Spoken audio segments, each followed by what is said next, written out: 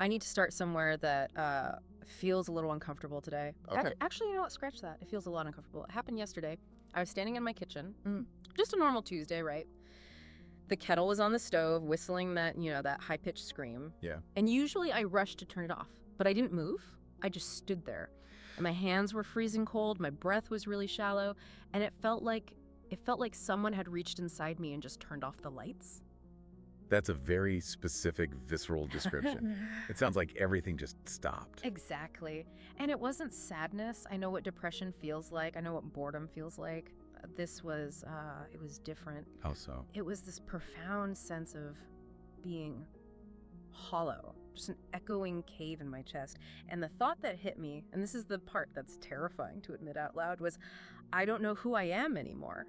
Like, if you took away my job title and my relationships and the projects I'm working on, if you stripped all that away, I felt like there was absolutely nothing left. Just a void. I want to pause you right there, just Yeah. for a second. Good. Because what you're describing, that cold hands, shallow breath, that hollowness, is incredibly common, but we almost never talk about it. We just rush to fill it. It felt less like something common and more like a personal crisis. Of course it did. It feels like a threat. But looking at the research we have for today's deep dive, specifically the literature on Gestalt therapy and somatic psychology, Right. you're describing a textbook psychological event. They wouldn't see it as a breakdown, but it's something called the impasse. The impasse. That sounds like a negotiation term or something. Well, in this context, the impasse is that point where all your old ways of coping, of being someone, they just stop working. Okay. But the new way hasn't shown up yet. It's that terrifying gap. And a lot of the literature, they actually call this space the fertile void. Fertile void. That is a very, very poetic way to describe feeling like you're about to die. It is poetic, but it's also technical. It feels like a collapse of identity, yes. But according to this work, that collapse is actually an invitation. An invitation to what? Because honestly, in that moment, it felt like I was just disappearing. An invitation to find out what exists when the performance stops. No. You ask that core question. If I'm not what I do, then what am I? That is probably the most honest question a human being can ask. The terror you felt. Yeah. That's just the feeling of the walls coming down. Okay, let's unpack that, because my immediate reaction was not, oh, what a lovely invitation. My immediate reaction was panic. Total panics. Total panic. I felt like I had to fix it immediately. Right. And how did you try to fix that feeling of, of nothingness? Oh, I know this drill, the scramble. I literally grabbed my phone, I opened LinkedIn, don't even ask me why, just looking for professional validation, I guess. I almost just texted 3 different friends just to say, hey, I started mentally planning my week, making a to-do list. I just needed to prove I existed. I needed to prove I was someone.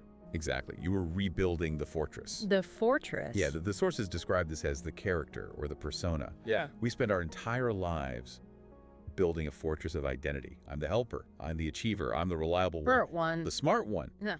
We build these thick walls to protect ourselves from exactly what you felt in the kitchen, that void.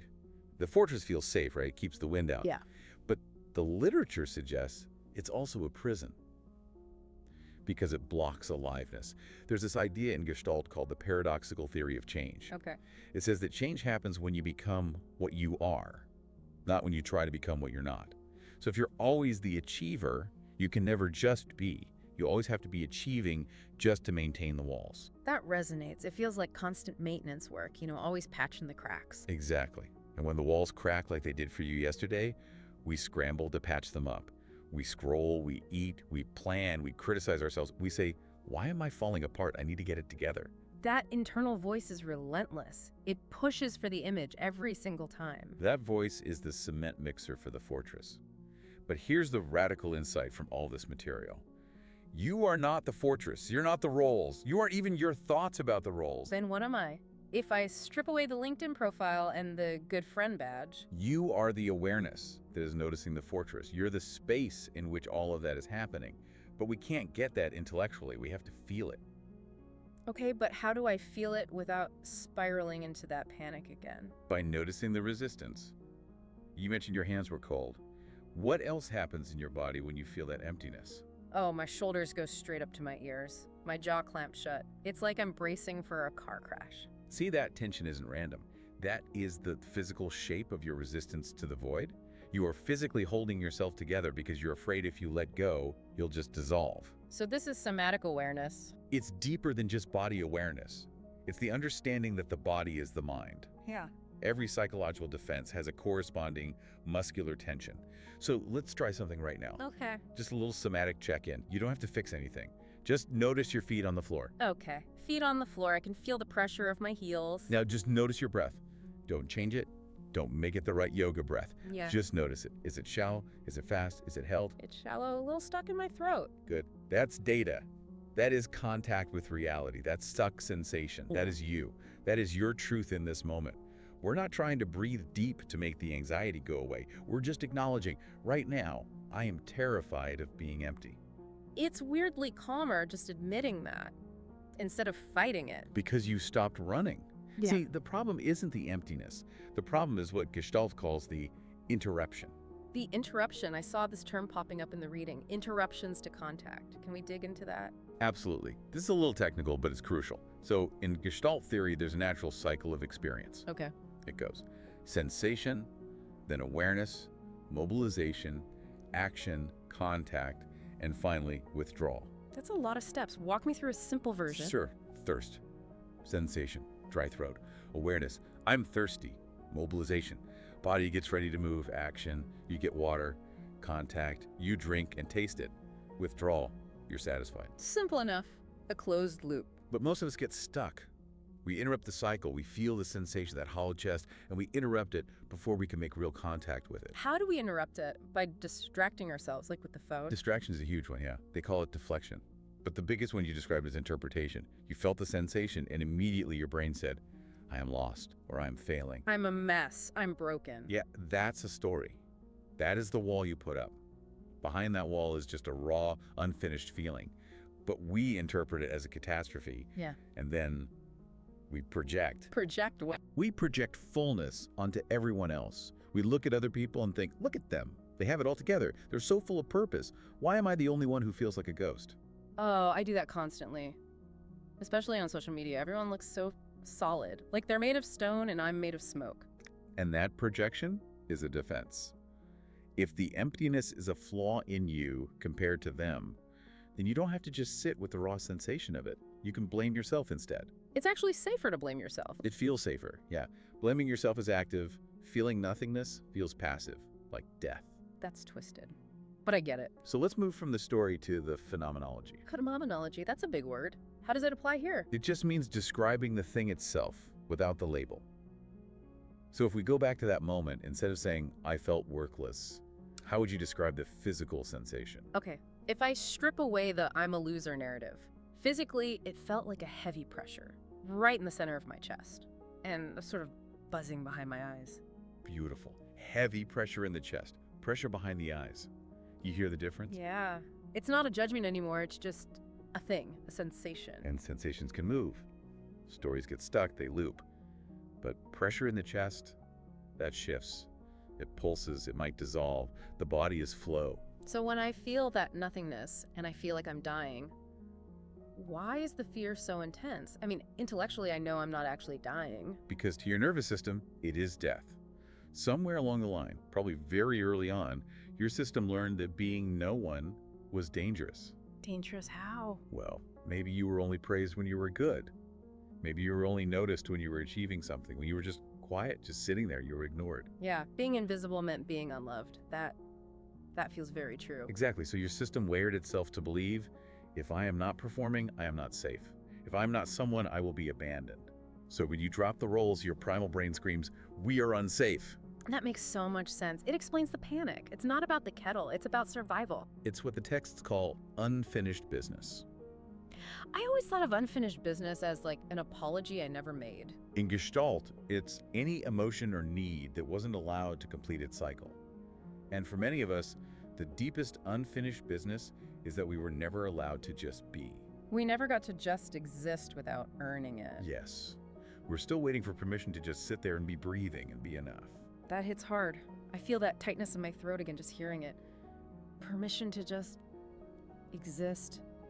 It sounds so simple, but it feels impossible. It feels impossible because the defenses are trying to protect you. And this is where we have to be really gentle. We can't just tear the fortress down. We have to thank the guards. Thank the guards. You mean I have to thank my anxiety? Yes. Can you try it? Can you look at that scrambling energy, that part of you that wanted to check LinkedIn and say thank you? Okay. Thank you, striving, for trying to keep me relevant.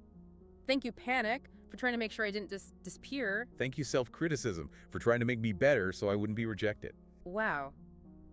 When you put it that way, it makes me feel surprisingly tender toward myself.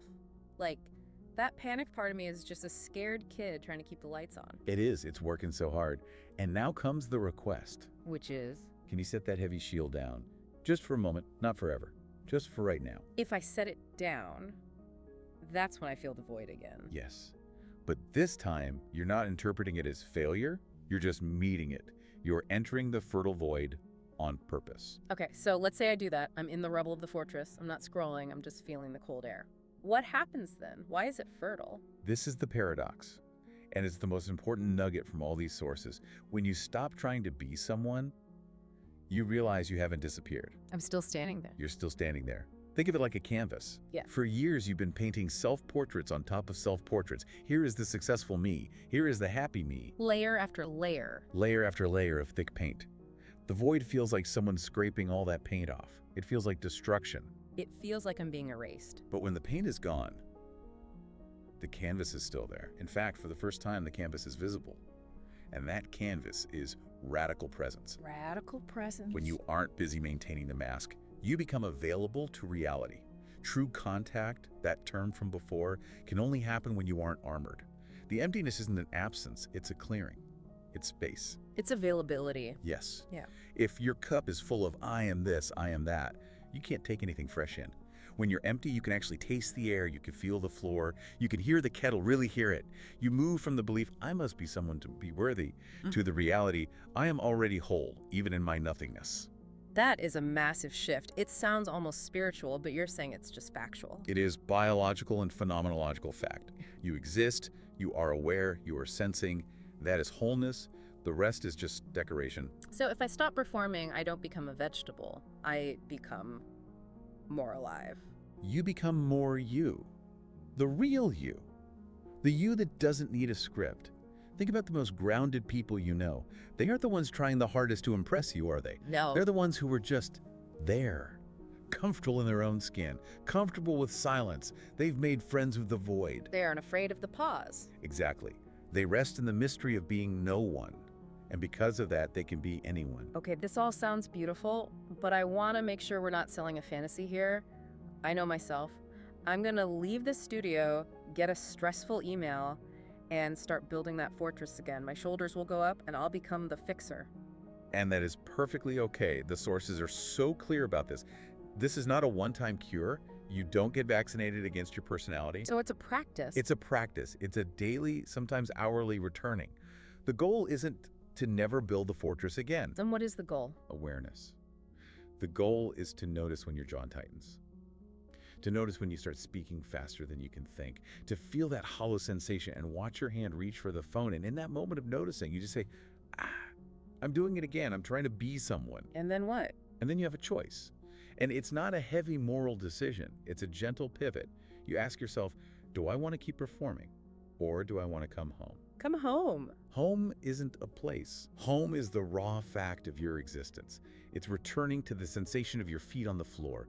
It's taking one breath that isn't for anyone else. It's the willingness to be nobody just for a second so you can be fully yourself. It's scary how much resistance I still feel to that, but it's also a relief. It's a huge relief to think I don't have to earn my right to take up space. You never did. That was the lie. Does a tree have to earn its right to stand in the forest? Does the ocean have to earn its waves? No, they just are. And so are you. You are already enough. Not because of what you produce today, not because of how well you handle your anxiety, but simply because you are. I think I need to sit with that. I think our listeners need to sit with that one for a minute. Don't rush past it. Let it unsettle you a little bit. It definitely unsettles me, but in a good way. Like maybe the lights going out in the kitchen wasn't a power outage. Maybe it was just the beginning of the real show. Or maybe it was the moment the movie ended Wow. and you finally saw the screen itself. Wow, okay. We have covered a lot of ground today. We have. And remember, you don't have to carry it all. You just have to be here. So for everyone listening, and for myself, honestly, just take a second, feel your feet, Notice if you're holding up the walls of a fortress right now, and maybe, just maybe, see what happens if you put down one brick. The world won't end. You'll just finally be in it. I want to leave you with one final thought to chew on. We talked about being someone versus being no one. But here's the question. How deeply are you willing to be here with whatever arises, the fear, the joy, the boredom, without needing to be anyone at all? That's the real work. Thanks for diving deep with us. We'll see you next time.